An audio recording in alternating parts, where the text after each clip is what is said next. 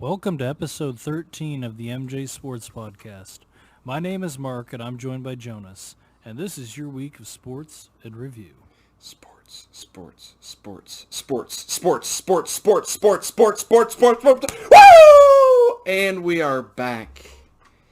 And hopefully we are the cold breeze that makes you shiver whenever you're getting out of your cold car and into the snow. But hopefully it's a good kind of shiver. A shiver that makes you want to get through the week. So, yeah, we're back. Well, we've got an exciting new little segment we're going to do here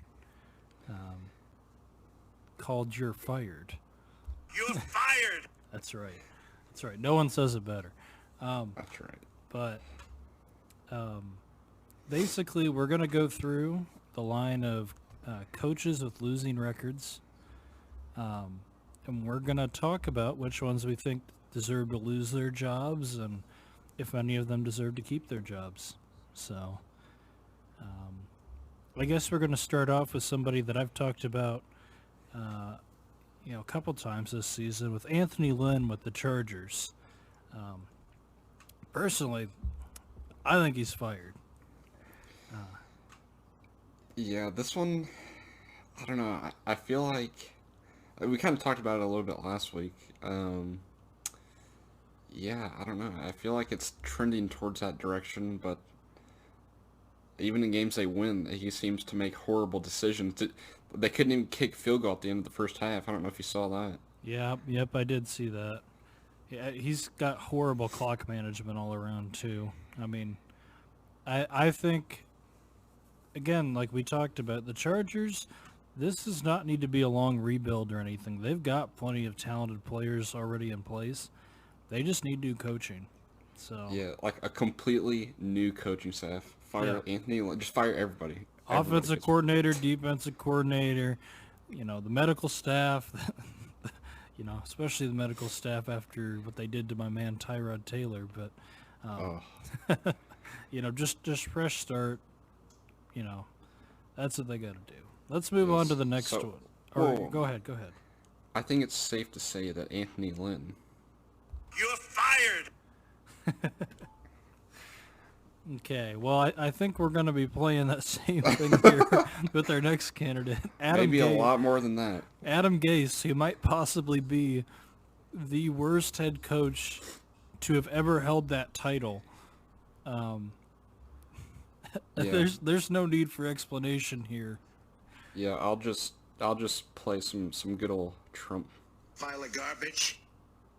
Now get out of here! You're fired! That's all that needs to be said about Adam Gase. All right, well, let's switch to someone a little bit, that both of us have a little bit of an attachment to. Mike McCarthy. I guess since he's currently with the Cowboys, I'll let you start it off here. Yeah, I don't know. I think a lot of people are wanting him to get fired. Not necessarily a reasonable ask of Jerry Jones, I think, at least for this year. So, I mean, look, the coronavirus, you get no preseason, you get limited off-season workouts, you get mostly just, Zoom meetings and interactions to start the year. Really, with Dak, I mean, against the Rams, we lost by 3 points, took a questionable pass interference call. We could have, made a field goal there at the end.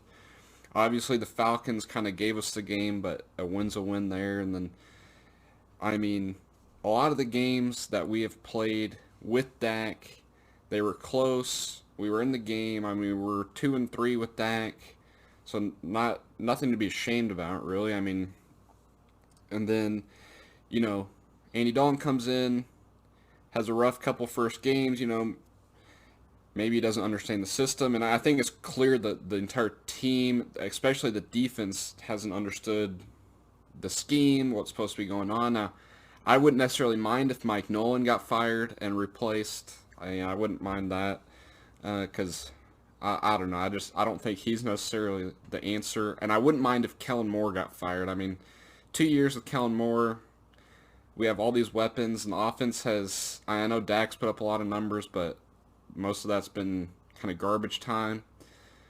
So I wouldn't mind if the offensive and defensive coordinator get fired, McCarthy calls plays again.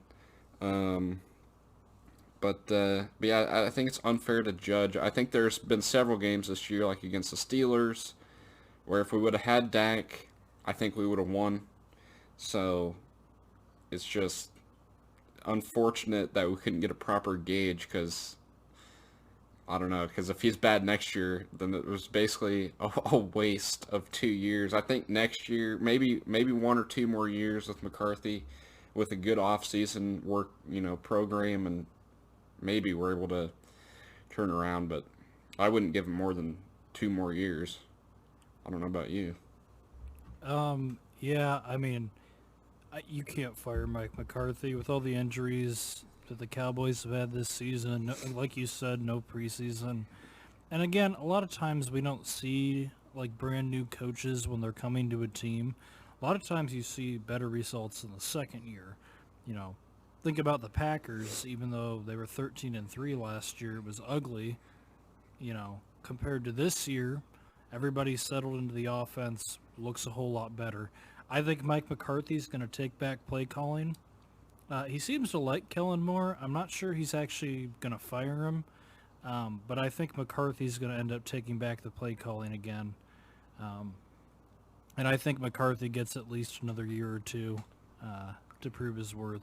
So Yeah, I mean, I think, yeah, I think you'd have to, but I don't know. You just see all these other like young coaches, and I liked McCarthy as a hire, and I still think he could work out for us, but you see a lot of these other young head coaching hires over the past 5 years, and we kind of went in the opposite direction of that. It's true. Well, let's stay within the division and switch over to Doug Peterson.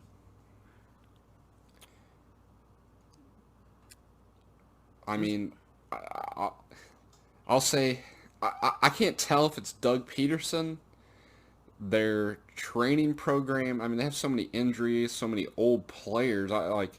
It could just be the players are injury prone. They're not getting good, training. And then I mean, he's 11-2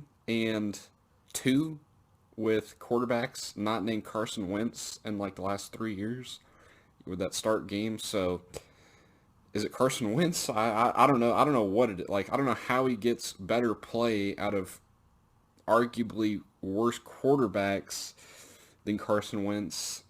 So I have no earthly idea if it's him or if it's the organization. Yeah, I don't think he gets fired. I don't think a lot of this is his fault. Like you said, they don't exactly have the youngest team, and they do have just so many injury. I mean, not just it. Like, they do get a lot of new injuries, but they have a lot of injury-prone players. Like, Alshon Jeffrey has been one of the most injury-prone players I've ever seen throughout his career. I mean, I don't know. I mean, I don't think he gets fired from this season. They do have a big quarterback issue because they can't just bench Carson Wentz long term, and I don't think they should, because I think you're going to see Jalen Hurts struggle, in a couple weeks here probably. But I don't think he gets fired. I think similar to McCarthy, he's got 1 to 2 years to turn this ship around. I mean, he just recently won a Super Bowl, so I mean, I wouldn't think you would want to give up on him. I mean, he kind of turned around a team that was never able to get, super far in the playoffs or anything into a Super Bowl winner. So, yeah, I'd be interested to see, like, you think Carson Wentz stays or you think he gets traded? Well, if they trade him, they still take I think it's a $20 million cap hit. Yeah. So, I don't think he gets traded. It's almost where they have to start him unless they just want to kind of crap away some salary cap. A lot of this is going to depend on how Jalen Hurts, plays going forward. I did see that an anonymous defensive coordinator, or maybe it was an offensive coordinator, thought they said it would be easy to stop him in another week, just because, kind of like what I mentioned last time, when you bring in a new quarterback, usually you see a lot of success in that first one to 3 games. And then once defenses have film on you, they know what you do well and they know what you don't do well at. And it's not like Jalen Hurts is like lighting up the stat sheet. You know, No. He is a he's an athlete. Okay, he can run the ball, and that's a little more challenging for defenses. But I still think Carson Wentz is the guy going forward for them, and I think Carson Wentz is still going to get plenty of shots to keep his job going forward. Part of that's just because the Eagles can't do anything about it. They have to let him. But Yeah. I don't want to spend too much time on each and every one of these coaches, so I think we agree Doug Peterson keeps it on. Here's an interesting one. Matt Nagy with the Bears. You could arguably say he hasn't exactly been given the greatest offense to work with either. This is a tough one. 2 years ago he turned Trubisky, just through his play calling, into a Pro Bowl quarterback. So, and I think after the defenses had that year to kind of figure out, Matt Nagy's creative play calling, it was like, it's not going to work anymore, and you need an actual good quarterback. And yeah, I feel like it's more on the Bears GM to get a good quarterback, and I think they'd be more successful. So I think what's likely to happen is I don't think Nagy gets fired. I do think they need a new GM. Ryan Pace has not helped the Bears out. Aside from that Khalil Mack trade, but they still gave up a haul, to get him. And yeah, he's been great. But the Trubisky trade, that really that set a bad precedent. I think. So I hear a lot of people calling for Matt Nagy to give up his play calling, because the problem with Matt Nagy is he hasn't adapted his play calling at all. I mean, I'm pretty sure he gave up his play calling a couple weeks ago. Oh, well, maybe he did. But I think they need to bring in, someone with a fresh offensive mind, not a Mark Trestman offensive mind. They already tried that. That went horribly. But I don't think he gets fired yet. But I do think he's going to be on the hot seat probably early next season. I agree. I don't think he'll get fired. I actually think he should take play calling back over, but only if he gets a good quarterback. Like, it's basically going to rest on, do they, either A, draft somebody good, or B, somehow get a good quarterback. Other than that, I don't see him making it past like next year. But for now, yeah. Yeah. So yeah, I think we agree he stays. Doug Marrone. Yeah. My opinion on Doug Marrone is, I think he's gonna get fired, but I don't necessarily know that he should. No, Mark. You're fired. he should be gone. He should have been fired last year. I mean, he hasn't had a fair shakedown at quarterback either. But just look at the rest of the team. I mean, yeah, but the rest of the team, they get rid of all their good players. As soon as a player gets good, they trade him away. I mean, I get that. I just feel like, I agree. I think their GM should also be fired. I think they should just both be fired. They need like a fresh, like hip, like Sean McVay person, I think, to inspire their younger players. Because, they have a young team, so. That's fair. Yeah, I think he's going to get fired regardless of my opinion, so I agree. But Zach Taylor's the next one on our list. I think this one's an interesting one, too. I think he's had 2 years. I think this year, if Burrow wouldn't have got hurt, maybe they have 4 wins. I think you give him one more draft and 1 year of Burrow, maybe two. But I feel like if they don't at least improve to like 7-9 or 6-10 next year, it's gonna be hard to have like a whole bunch of consecutive like less than 4-win seasons to keep him. Yeah, I don't think he's getting fired. And another thing, the Bengals keep around bad coaches regardless way too long. I mean, they had Marvin Lewis as a coach forever. Marvin Lewis wasn't that bad. He wasn't that bad. Like, He wasn't good. he was a Jeremy Hill fumble away from beating the Steelers and maybe making a Super Bowl run. I know that was a while ago.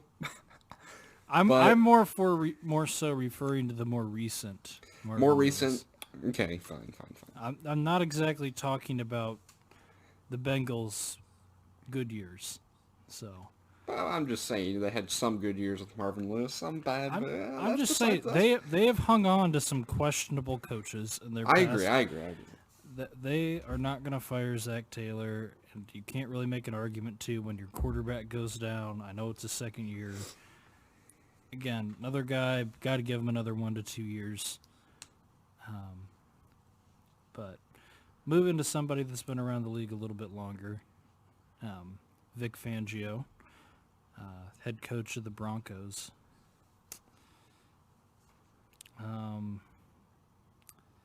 So I really actually wanted the Packers to sign Vic Fangio as their coach before they got LaFleur, because Fangio was the defensive coordinator for the Bears.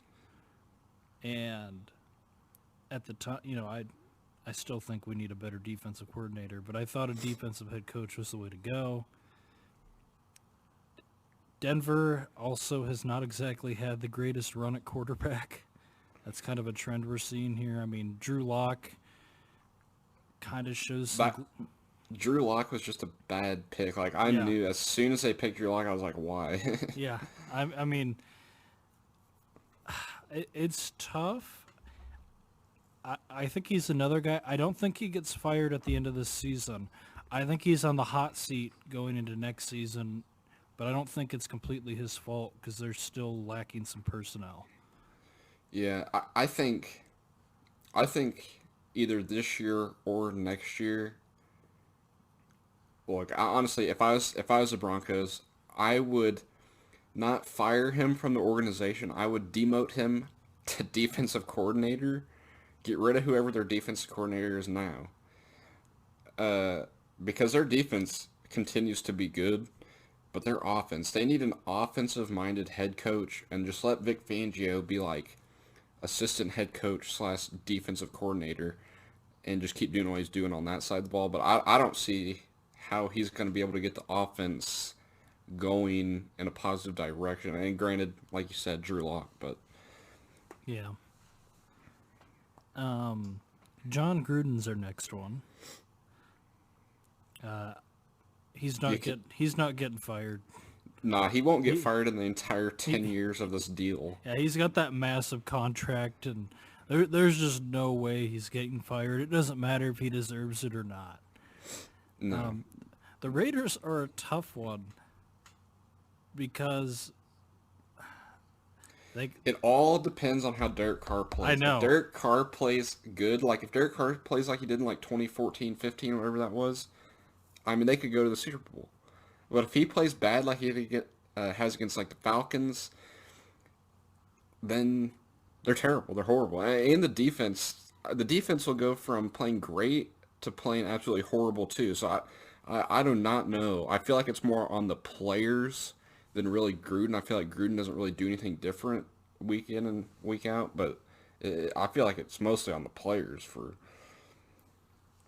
Yeah, I agree there. I don't think it's Gruden's fault. I think it sways whatever Derek Carr you're getting. So, although they fired their defensive coordinator on a short week, like that didn't make any sense. But I guess they got to stop Herbert somehow. Yep. Yep. Well, so he's keeping his job. that we've got 3 interim coaches. And a lot of times you don't see interim coaches keeping their job, but I just thought we'd talk about them anyway since they're here. And I guess just to throw, I guess the most recent interim head coach that got rehired was Freddie Kitchens. Oh my. And that. Oh. So. It's not looking good for these guys. But we'll start with Raheem Morris with the Falcons. I don't think he's keeping his job. Yeah, this is one where it was like everybody, like Dan Quinn got fired. I think all the coaches there, or most of the coaches there, is kind of like, well, I guess we get the rest of this year. So, and then, I mean, yeah, they're... Yeah, I don't... You're fired! Yeah. Yeah, I agree with you there. I don't want to spend a ton of time on interim coaches because, to be real, the odds of this working out are low. But we'll switch to the Texans with Romeo Cornell. Personally, I think he has the best chance of any of the interim coaches sticking around. He's got a reputation as a defensive coordinator. Granted, the Texans' defense has been awful. But this is one to me where it depends on who they hire as. Look, I don't think he's going to get hired as head coach, but I think he could stay in the organization just depending on who they hire as head coach and if they want to keep him. But yeah, I don't know. It's just going to depend on what the Texans decide to do everywhere, because they're kind of a mess. Yeah, we'll spare him for now. And then Darrell Bevel from the Lions. You're fired! Yeah, their whole coaching staff is gone. I mean, yeah. Now, personally, I don't think Darrell Bevel's done a terrible job. I just don't think he's a head coach. I think he's an offensive coordinator, and I think that's what he's best at. And I don't think he's not gonna stay with the Lions. The Lions need to clean house on their staff. They just need to build a new culture there. But yeah, I don't see Darrell Bevel sticking around as a head coach. I mean, like the Lions' offense pretty much has never changed throughout the Matt Stafford years. It's literally just their defense. And they tried hiring a quote-unquote defensive mind, and that failed. So I don't know what they're going to do. Well, and I mean, really, like, the Lions' offensive line has never been regarded as super highly touted. They've kind of had a revolving door at running backs for a long time. I mean, granted, the running back room right now is probably the best it's been in recent memory. And they've had a couple, big-name wide receivers, but they haven't exactly helped Stafford out and the offense out over the long term with weapons as much as some other organizations. So, yeah, the Lions' problem is their defense. It's not their offense. So. Well, that's it for the You're fired! section of this episode. So hopefully you enjoyed a little bit of Trump. Trump himself got fired, I guess you could say, by the American people. But that aside, let's get into the rest of our discussion. And Mark, who wins the NFC East? Can they win a playoff game? It's the Washington football team, and absolutely. But Mark, it's the Dwayne Haskin. He's back now that Alex Smith is maybe hurt or something. Yeah, but Alex Smith will be back for the playoffs. I know it. Look, they just need to find a way to get 20 points, and they have a chance in any game. They scored like 20 points this past week, or 23, and it was literally off 2 defensive touchdowns. Their offense doesn't even need to score 20 points. Well, their offense can score 3 points, and they can win the game. Their defense is good enough to where they just need to get around that 20-point mark. It doesn't matter who's scoring the touchdowns or the points. I mean, it could be 10 safeties for all I care. I mean, they're, I think they can. It depends on the matchup. It's I probably still going to be think the Buccaneers or the Seahawks, probably. Yeah, I mean, I think they have a good shot. I think they'd have a better chance of beating the Buccaneers probably. I agree. Just because Tampa's offense has been inconsistent, and they can get a pass rush going, and Wilson can get out of a pass rush. Brady cannot. So I think they have a better shot there. I don't think they'd do well against a team like the Packers, because it hasn't seemed to matter what defense is on the other side of the field. Packers have been able to beat them. But, same thing with the Chiefs. But, yeah, I think they could win a game. Now, I'm going to make a case. I honestly, this is hard. But I think the Eagles might actually end up winning the division. And not really because Jalen Hurts, per se, but I don't know. I feel like as an overall team, like, they're still the best team in the division. Like, really, if Carson Wentz just played, like, average and didn't turn the ball over, like, I feel like they'd be winning the division. I mean, they've been in a whole bunch of close games with good teams, so. And Washington and Philadelphia played each other last week of the season. Right now, Philadelphia's 2-2. The Giants are, the football team is 3-2. So, depending on how everything kind of shakes out, I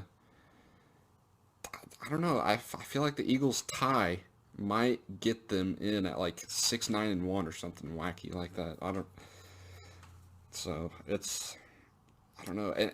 And one other question, we kind of left the Giants out of this after this past week. They kind of got destroyed.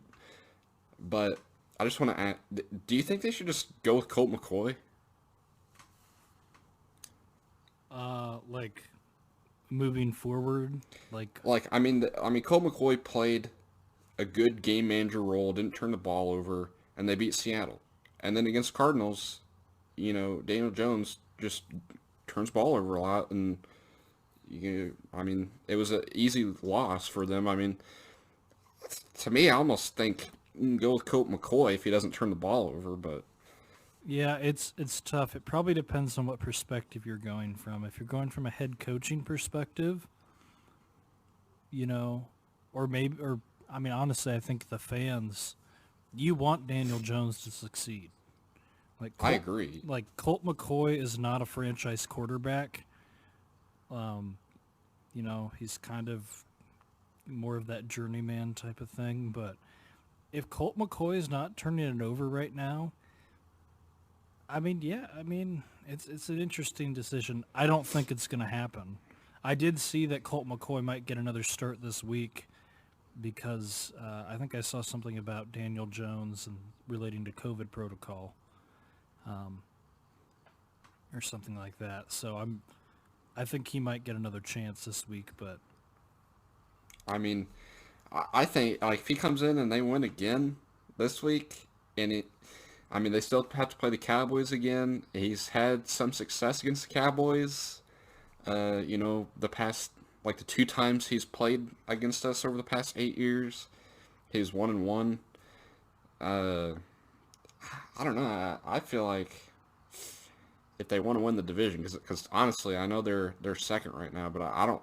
I think the Eagles will end up being ahead of the Giants.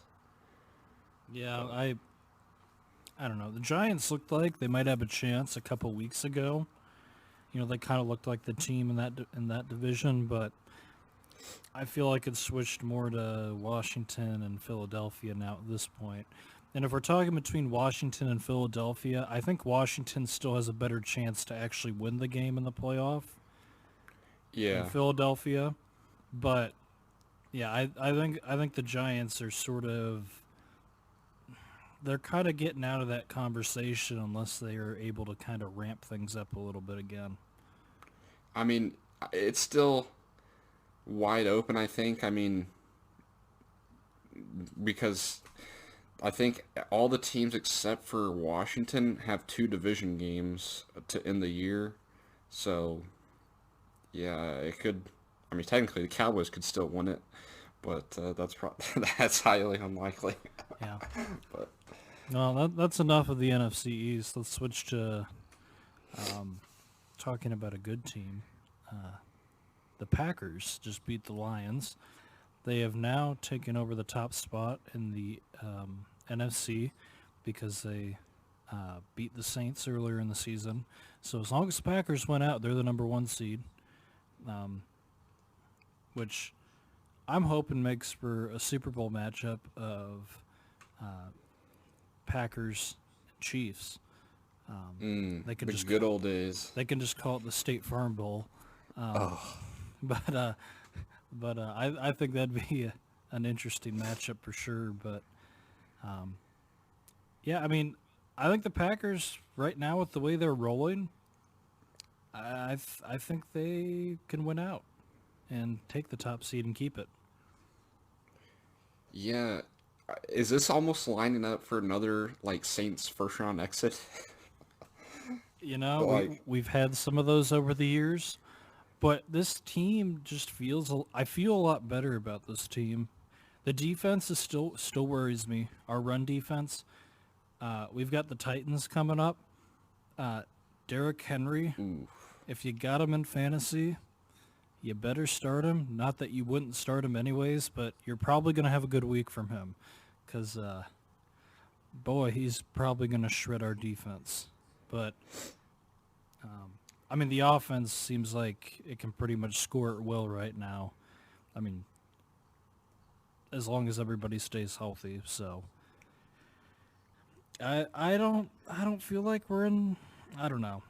It'll just depend on how things play out. I think if they're gonna have home field advantage at Lambeau, and it's a nice cold day, lots of snow on the ground, might work out in the Packers' favor. Yeah, honestly, I think you guys are primed to make a run this year. There's not really too many. Now, I don't know if you guys, if you got to the Super Bowl, could beat the Chiefs or the Titans or, I mean, like some of those other teams, maybe even the Colts again. I mean, but I think as far as the NFC goes, there's not really too many run-heavy teams. So I think you guys are primed as long as you don't have to play the Saints. And honestly, I know Dan Bailey choked this game away for the Vikings this past week, but it'd be kind of funny if the Saints were the 2 seed, the Vikings sneak in at 7 and beat the Saints again. Yeah, but man, Dan Bailey, big blow to them. Oof. He just gets in his own head sometimes. Like he had a game. We played Seattle.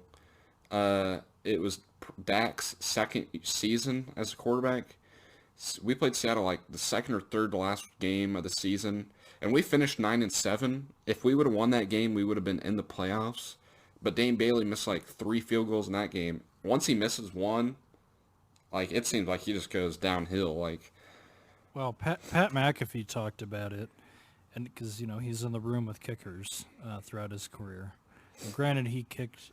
He was in the room with one of the best kickers, if not the best kicker of all time, Adam Vinatieri.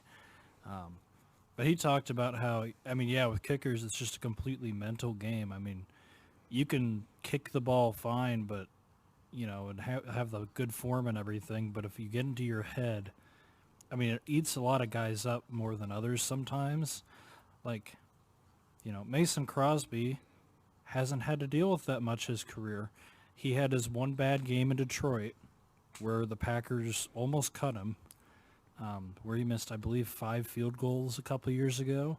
And he missed 1 or 2 field goals and, some of the games surrounding that. He had about a 3-week stretch that was a little bit rough, but it was that Lions game that really was bad. He was able to get over it completely fine now. But even if you think about kickers, think about Robert Aguayo. Okay, now he was drafted way too high. obviously. That was ridiculous. But coming out of college, I mean, incredibly talented kicker in college, gets to the NFL and just can't seem to, it's not like a physical problem. It's just you getting inside your head. And I think it's something you see in a lot of kickers. I mean, the good ones obviously can overcome it, but Well, I think the difference between guys like, and remove, Vinatieri last year, like remove that from his stats. I mean, you get Vinatieri, Justin Tucker, Gostowski when he was on the Patriots.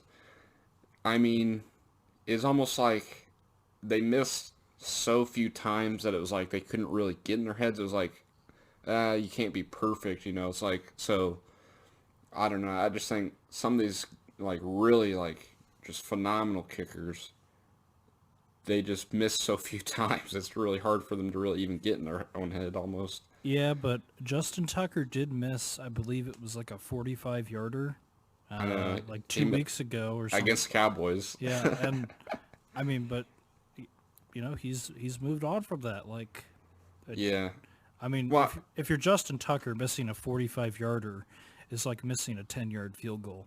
Like, yeah, and if you want to move into the Ravens-Browns game here, I mean, I was sitting in my TV and I was thinking, do you ice him? Do you like at 55? I mean, you're thinking like, okay, this is going in for sure. But I mean, they didn't ice him there. But I almost think you would ice him, just make him kick it twice. But he's still probably going to make them both times. So yeah.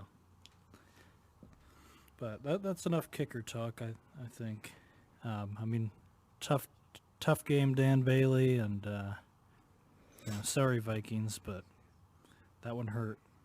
Let's talk about the other first seed. Well, we talked about them a little bit, but the Chiefs, they took over the first seed after the Steelers have just continued to spiral because of Juju's TikToks. literally went from like one of the most likable players in the NFL to like literally I cannot stand him. Like he horrible. I think he went literally. He's like one of the most hated players now. He has to be, right? I mean, I've heard a lot of stuff about it. I mean, some of it, might just be people hate that he's even on TikTok. But yeah, I mean, it's not a good look for the Steelers. And he said he's not going to stop.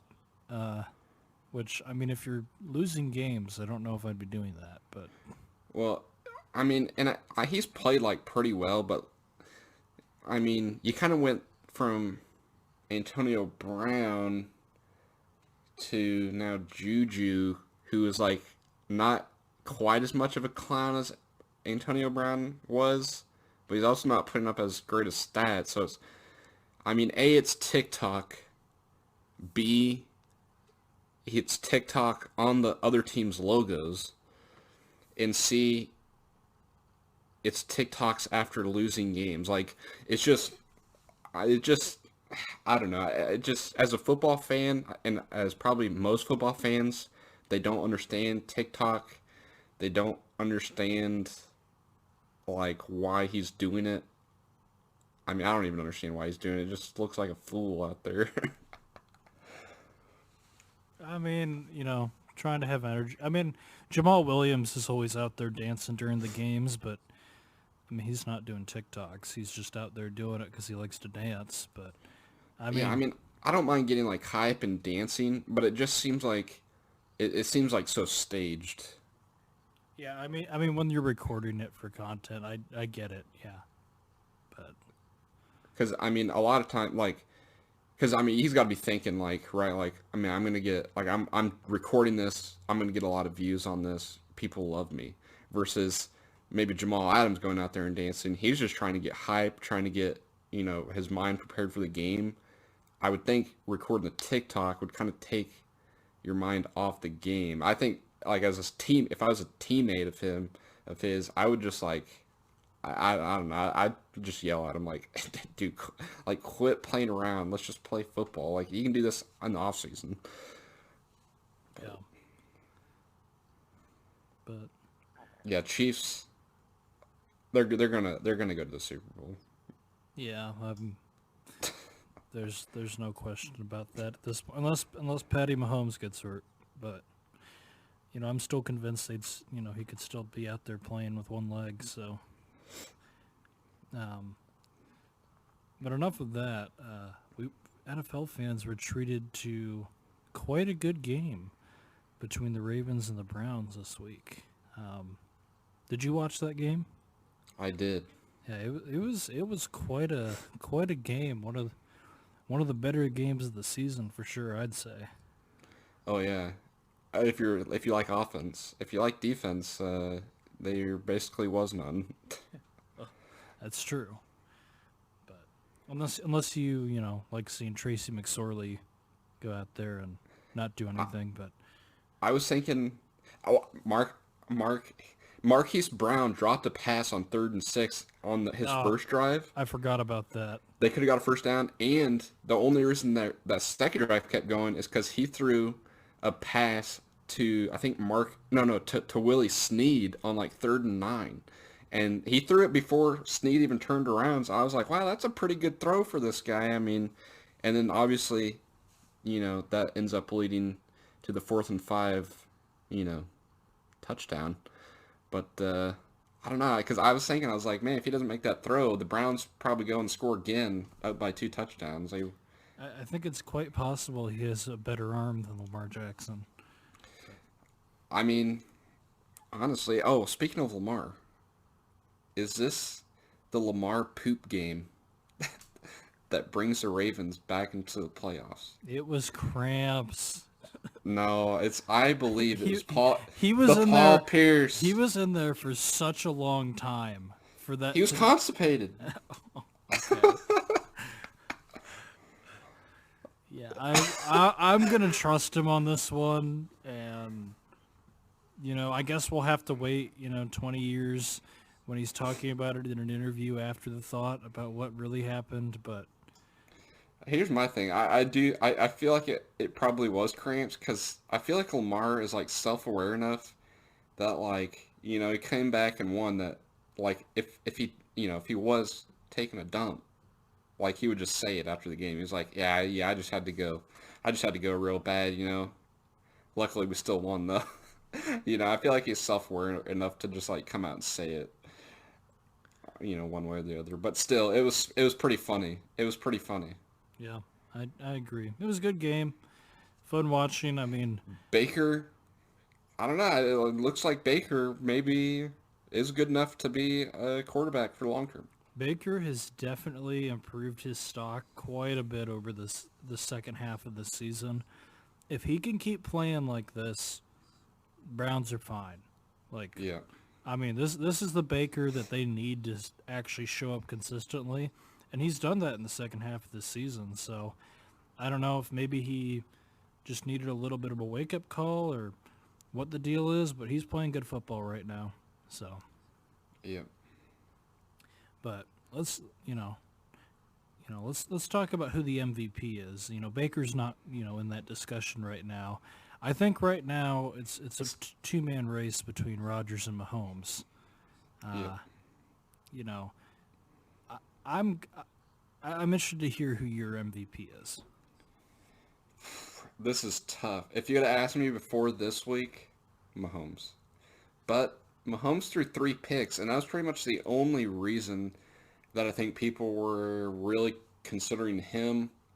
Maybe the Chiefs' record as a whole as well. I mean, 12-1, but I mean the Packers are 10-3. So, man,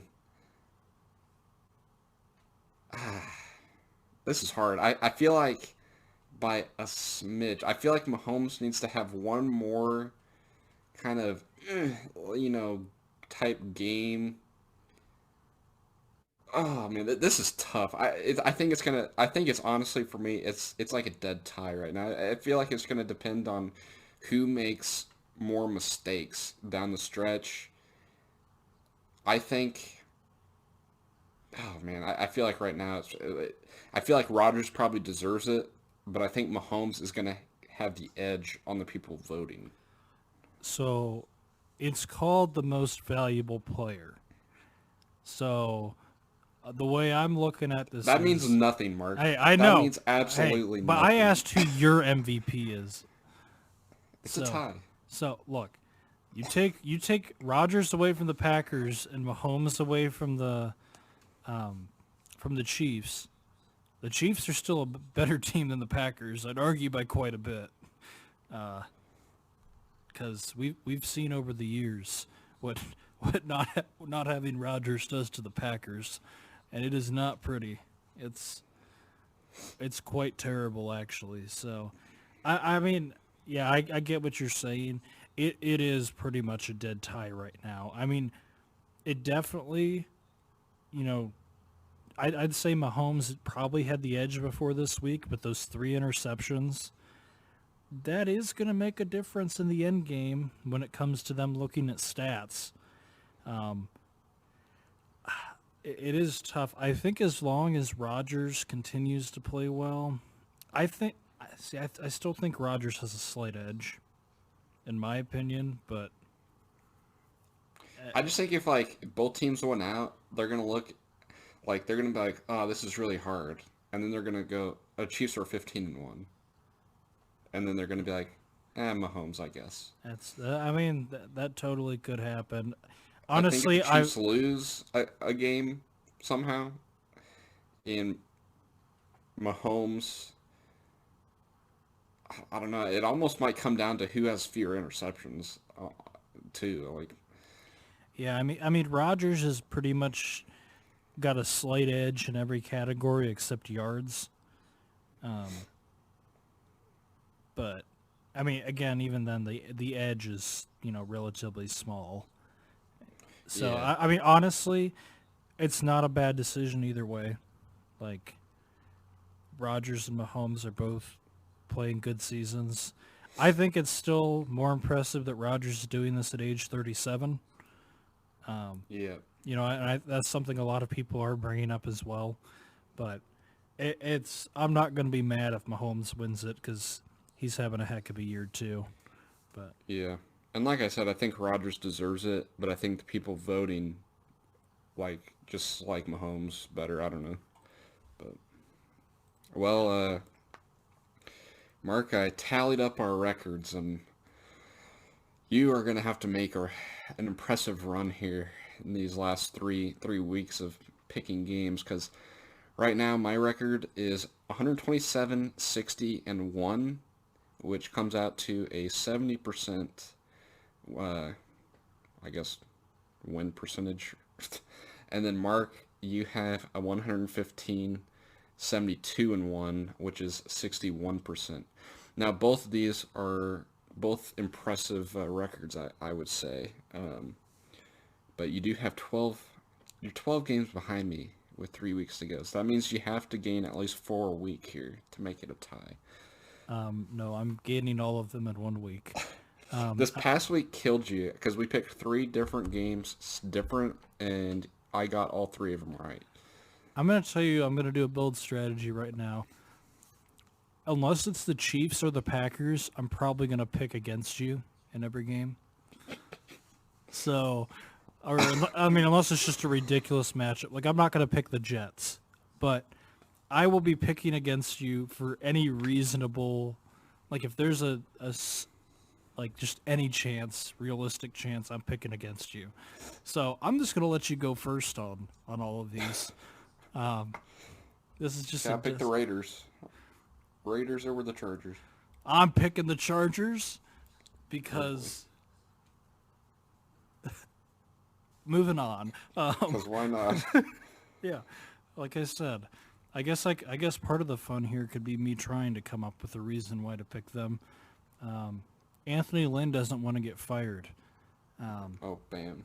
And also the Raiders, I think they're going to put up another game like they did against the Jets. So, moving on. Bills. You're going with the Bills?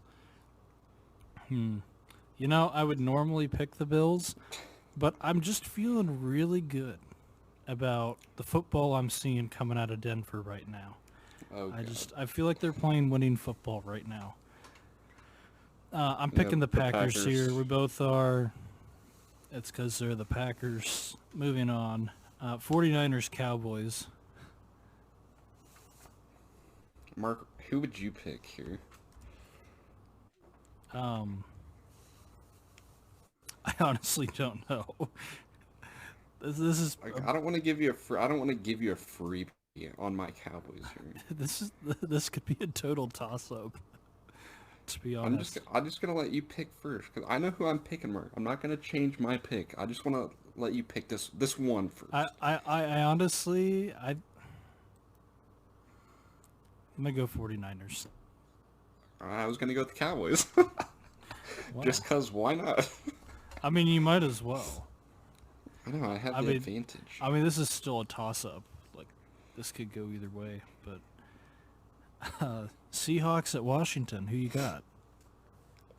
I'm going with the Dwayne Haskins turnover machine gives Seattle the win here. Look, the defense is gonna put up 28 points, all from safeties. So I'm going with the Washington football team.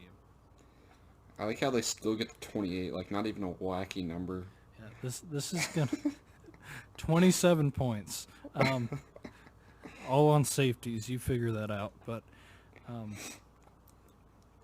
this is totally gonna tank my percentage. So Bears at Vikings.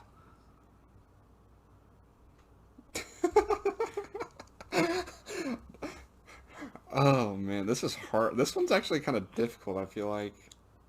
Now I'm going with the Vikings. You know, I actually was going to pick the Bears before you even said that, because David Montgomery is running with a purpose. Oh, they're finally giving the ball enough. It's about time. Patriots at the Dolphins here.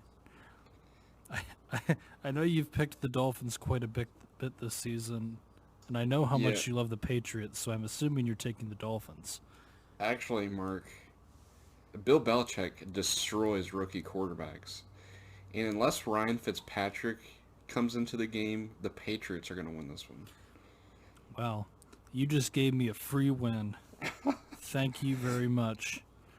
I hope so. My goal here is to get this within 8 games that you catch back up. I want to see an interesting,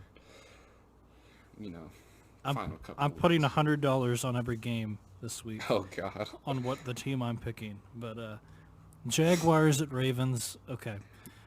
Yeah, this one I feel like you can't pick. I can't. There's no chance here. So. Yeah. Buccaneers at Falcons.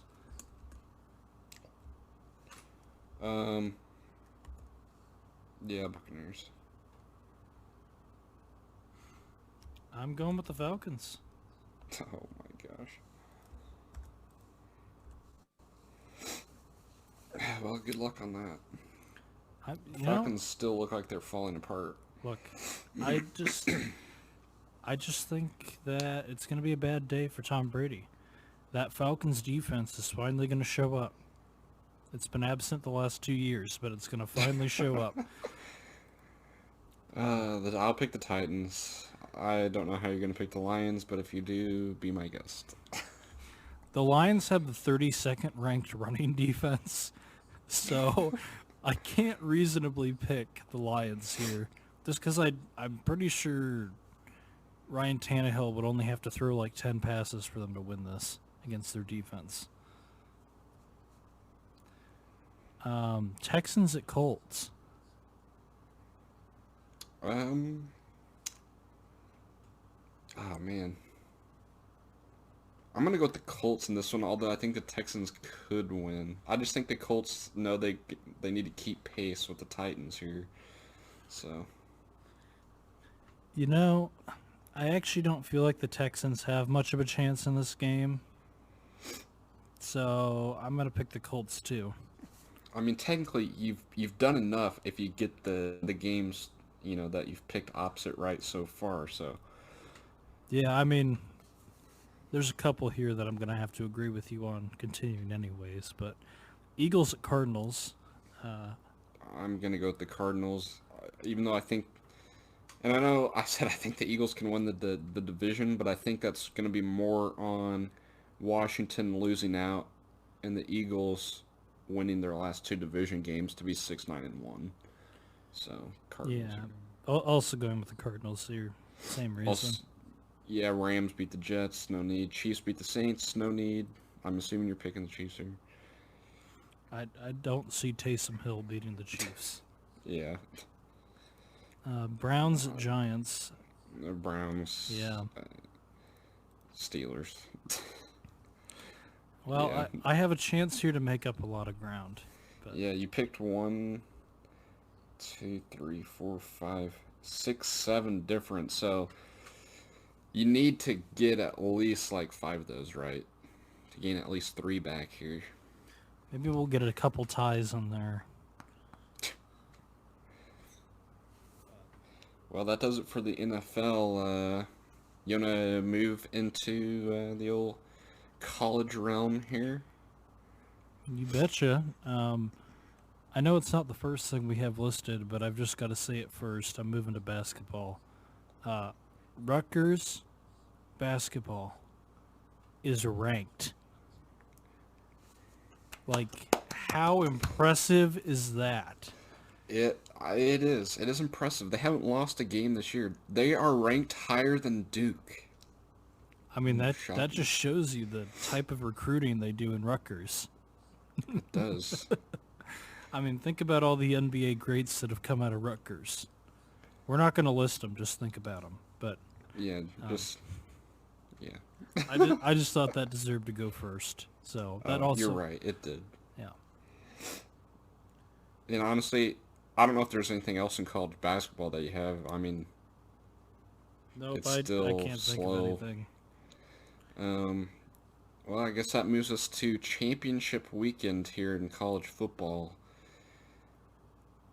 Who do you think wins, I guess? I mean, you got Alabama, Florida, Ohio State, Northwestern, Oklahoma, Iowa State, USC, Oregon, and Clemson and Notre Dame are the major ones.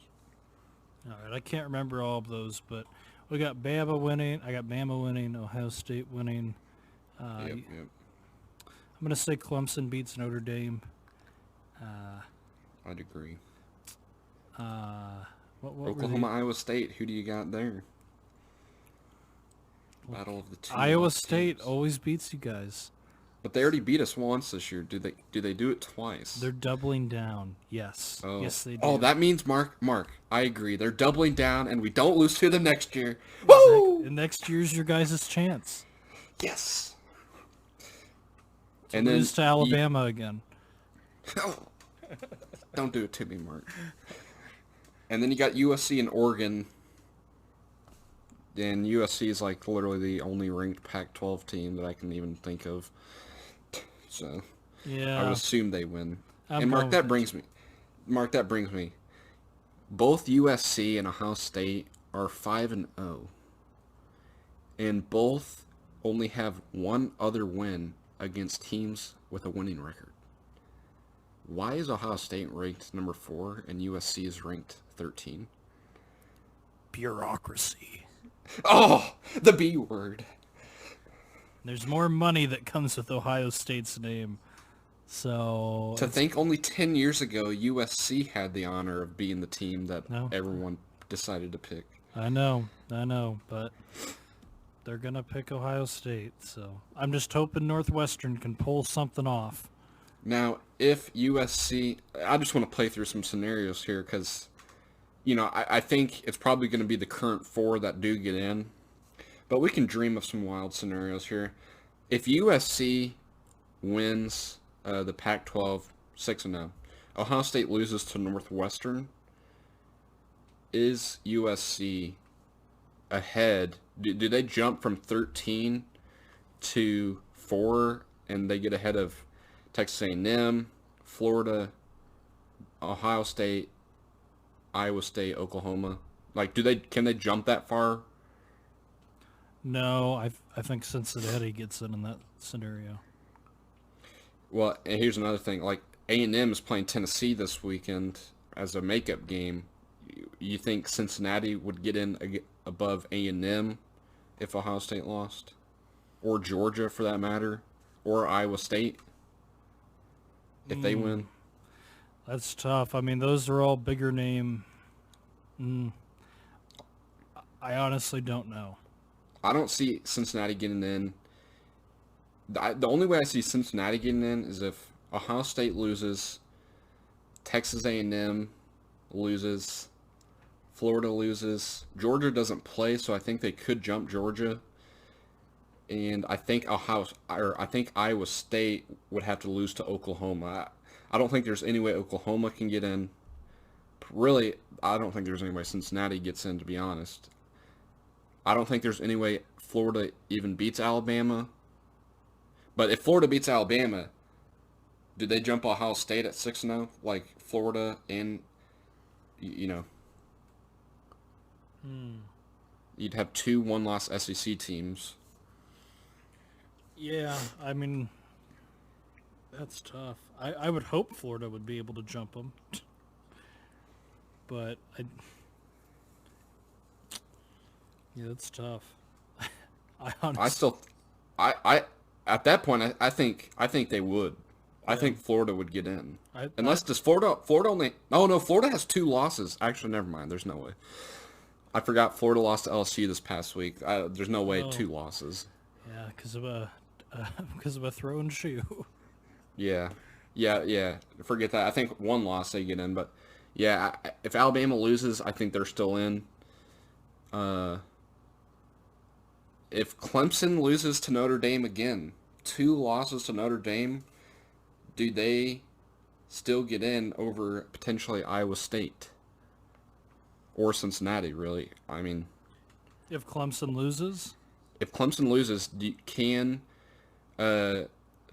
Texas A&M with 1 loss, Iowa State 2 loss, Cincinnati undefeated, could they jump Clemson 2 losses to Notre Dame? I think they could.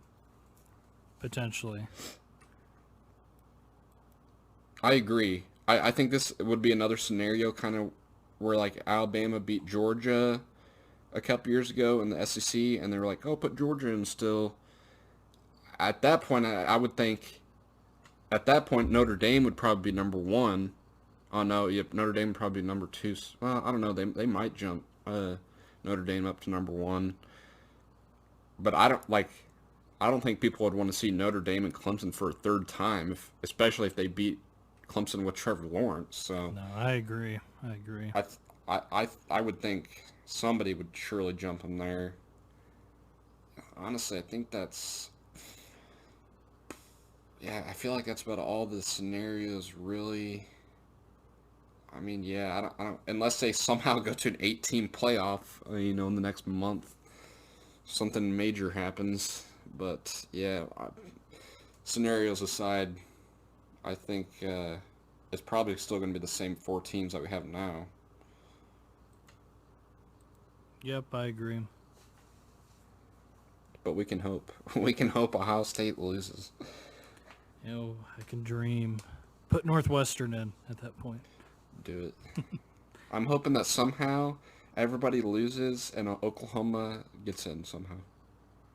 Well, we can all dream. Doesn't mean anything, though. And you know who's dreaming in a pile of money, Mark? Giannis. Yeah, I mean, so I think, this is obviously huge for the Bucks, because now they don't have to worry about through the season if the team doesn't perform to expectations. Is Giannis going to sign elsewhere? I mean, they did what they had to do. Them going out and giving up all those picks for Holiday and showing that they're willing to do what they can to keep Giannis happy. Big win for the Bucks, and obviously it's a huge win for Giannis because Giannis gets to stuff his mattress with cash now.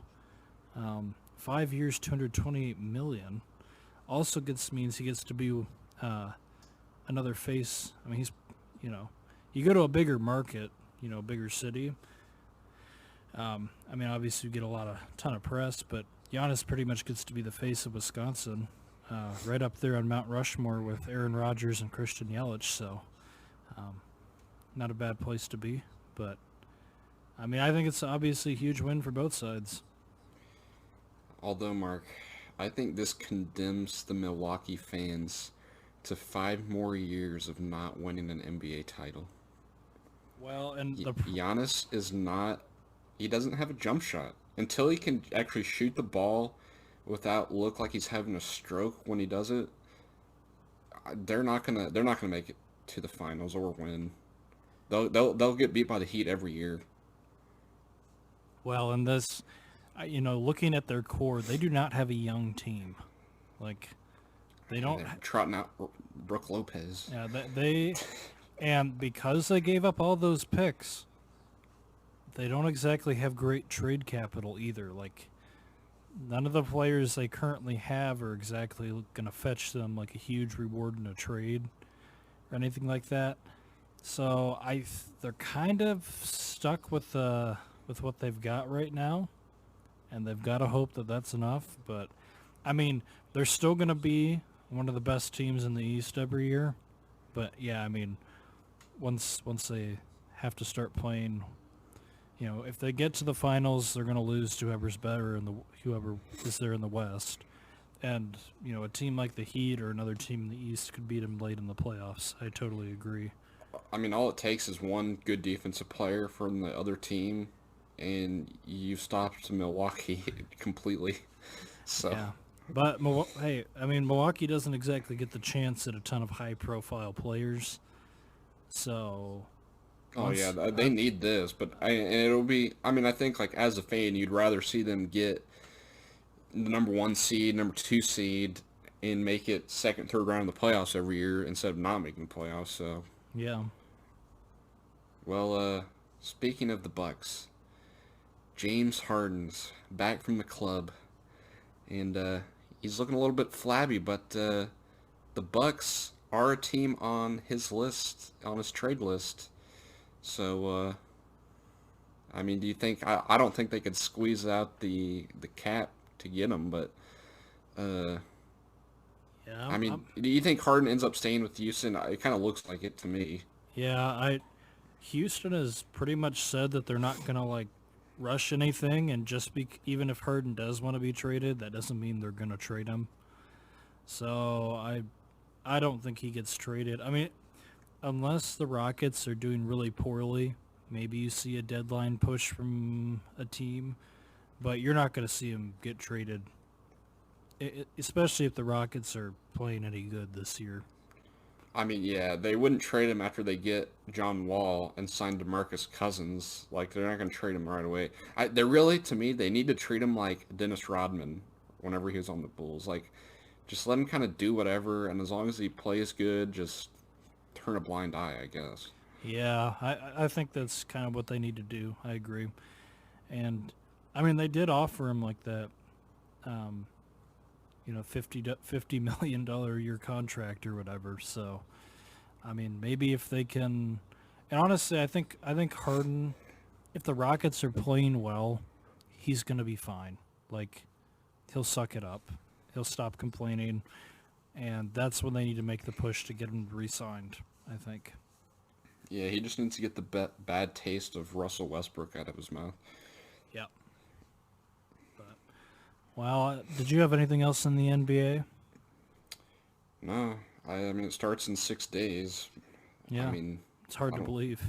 Yeah, I don't know of too many people that are excited about that. Really, the only reason I'm like kind of interested is because, we're doing fantasy basketball this year. After a couple year hiatus, so maybe it'll be a little bit more interesting. Yeah, I agree. And obviously, I mean, I was going to watch the Mavericks anyways, but... Well, I'm going to switch and just talk about a little bit of what's happened in the MLB recently. 2 big pieces of news right now.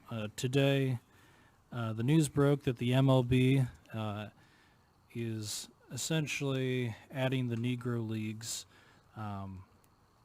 to like MLB history. So they're actually being like recognized. So the players are being recognized as MLB players, which there's already, I think, 2 of them in the Hall of Fame. But they're essentially making those leagues as a part of league history. And so they're going to be working, from what I've seen, with some historians and some other experts on trying to figure out how to integrate some of the stats records. Because, like, one of the big things, so Josh Gibson, who played in the league, and this is part of the problem, he's recorded to have between 800 and 1,000 home runs from what I've seen, which is insane to think about. Granted, I don't know what dimensions there were. Like, I don't know a whole lot about, some of the history way back then. So, I'm not an expert to speak on this. So and part of the problem with the Negro Leagues is a lot of stats weren't kept, like they were in the MLB. So some players have a lot worse stat keeping than others. So they're going to be working in a way to try to integrate some of that. I'm not sure they're going to overwrite any existing records, but I think it's a good move personally. But there were some great players from there certainly, and a lot of people feel, from what I've seen, that this has been long overdue. So props to MLB on that.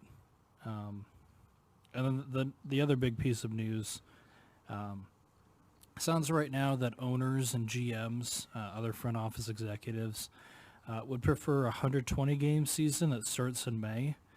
And the reasoning for that is they want all the players to be vaccinated with the COVID-19 vaccine before the season. But the players in the MLBPA, from what I've heard, want a full season because they don't want their salaries prorated again. So it'll be interesting to see how this plays out. I mean, obviously, that was the talk of the season last year, where Manfred did a terrible job of negotiating what the season would look like. I mean, personally, I'm much happier with a 120-game season than 60, but... Yeah, I mean, here's the thing. Like, the NFL started normal. Everything was normal. Now the NBA, I mean, if they didn't finish in October, they wouldn't be starting in December. Like, everything's pretty much going on as normal in the NBA as far as starting back up. So I don't see there any reason not to just do a 162-game season. And, I mean, at this point, the first person got vaccinated like a day or two ago. And I know they're getting, like, widespread vaccinations out to, like, healthcare workers and, people like that first. Well, I don't see by, like, the end of February of them not being able to all be vaccinated. I mean, there should be plenty of time, I would think. The only thing would be if politics play a role in this somehow, then maybe not. But I don't know. My thought on this is, why not just align the schedule so you can still have the full season if the vaccine is not, if you can't have it set up to where everybody can be vaccinated until May or until a certain date. Align the schedule so that you're playing essentially how you played last season. So you're playing within your division, and for interleague, you're playing against the same division. So Central and Central, East with East, West with West, until that date, because it'd be the same as last year. And then you can go back to, you can come up with some way to come around this. It's not... Well, and here's the thing. Everyone in the entire league could get vaccinated, but right now we don't know how effective it is. If it's only 70%, you're still going to have people getting the virus. And even if it's like 95%, you're still going to have people getting the virus just because they'll be doing so much traveling. So I just think you kind of have to continue on. There hasn't really been, besides like Eduardo Rodriguez, there hasn't been anyone that's developed like long-term effects that we know of. So I don't know. You don't want to put the players' safety at risk, but I would think if the NBA, college football, college basketball, even the MLS can have a regular season, I would think the MLB could do it. And I think the only thing that would hold it back was, like you said, like Rob Manfred being an idiot. Yeah, get him out of there. Yeah, just you're fired. He's been trashed since his first year. He's such a terrible commissioner. Yeah, it's... I mean, people complained about Bud Selig, and I think a lot of the problem with Bud Selig is how he handled the steroid era. And a lot of people are like, people who are proponents, my thing is you're not going to let the steroid players in, from the steroid era, but you're going to let the commissioner in who allowed all of that to happen. I mean, I think that kind of left a bad taste in some people's mouths, but Manfred is 100 times worse. I mean, his ideas for improving the game are terrible too. I mean, the only good thing that he's brought about is he let the DH come to the NL for one season, and now he won't even institute that until possibly the next CBA. So, yeah,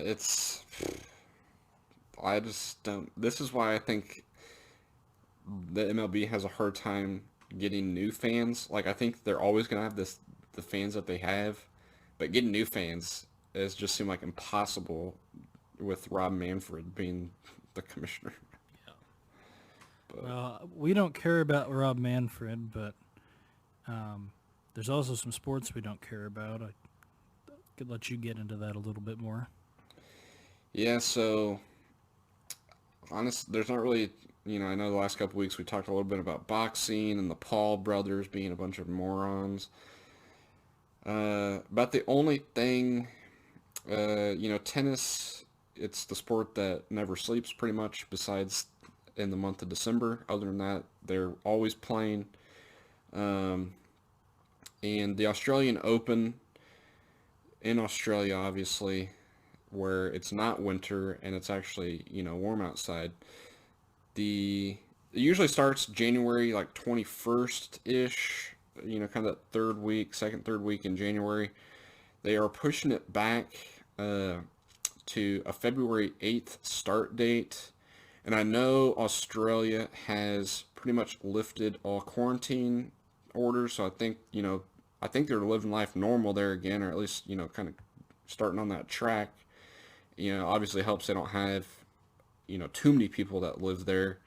So hopefully all the players will play, especially like Nick Kyrgios from Australia. He has been very big proponent of masks and everything.